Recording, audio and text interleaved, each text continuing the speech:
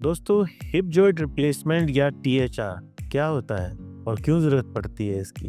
तो आज हम बात करेंगे कि किस कंडीशन में लोगों को हिप जॉइंट रिप्लेसमेंट कराना पड़ता है और वास्तव में वो हिप जॉइंट रिप्लेसमेंट होता क्या है, उसकी बारीकियां आज हम डिस्कस करेंगे। नमस्कार, मैं doctor Pratik Goyal. I am a joint replacement surgeon and hip and knee specialist at Santokba Durlabhji memorial hospital Jaipur.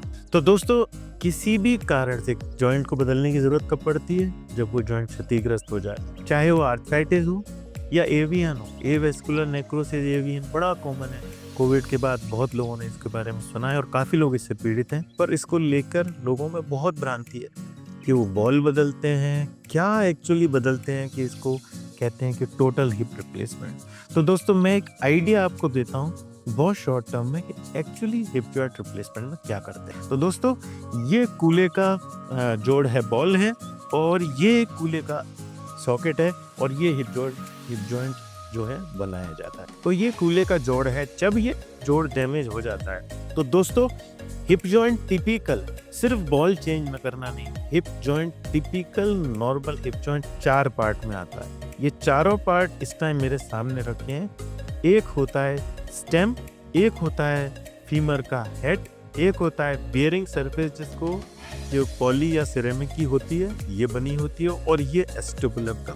किस श्रृंखला में और किस तरीके से हम लगाते हैं कि अब अगर हम ये एस्टिबुलम की बात करें तो सबसे पहले तो ये जो कप है, इस एस्टिबुलम की सरफेस को घिस के ये कप को इसमें लगाया जाता है और ये अपनी जगह प्रॉपर अलाइनमेंट में ले लेता है, और उसके ऊपर ये बियरिंग सरफेस इस तरीके से लगाई जाती है।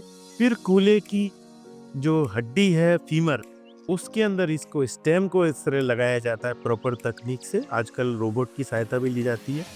ये हेड फिर उसके ऊपर लगाया जाता है और फिर इस जॉइंट को इसमें अपनी जगह बिठा दिया जाता है, और फिर ये जॉइंट इसमें नॉर्मल जॉइंट की तरह घूमकर काम करता है। तो एक्चुअली जो हिप जॉइंट है वो इन 4 सरफेस में 4 पार्ट में हिप जॉइंट को बनाया जाता है, और प्रॉपर पर्टिकुलर एक पेशेंट के हिसाब से साइज से इसको बनाया जाता है। 4 पार्ट में होता है। कोई भी टिपिकल हिप जॉइंट इन 4 पार्ट का बना होता है, जिनके अलग अलग साइजेस। हमें हिप जॉइंट रिप्लेसमेंट की सलाह दी गई है। हमारा जॉइंट क्षतिग्रस्त हो चुका है किसी भी कारण से, हमें कई तरह के जॉइंट बताएं, हम कौन सा जॉइंट कराएं। तो दोस्तों, ज्यादातर हिप की जो प्रॉब्लम शुरू होती है मिडिल एज, अधेड़ उम्र या यंग एज में शुरू होते हैं।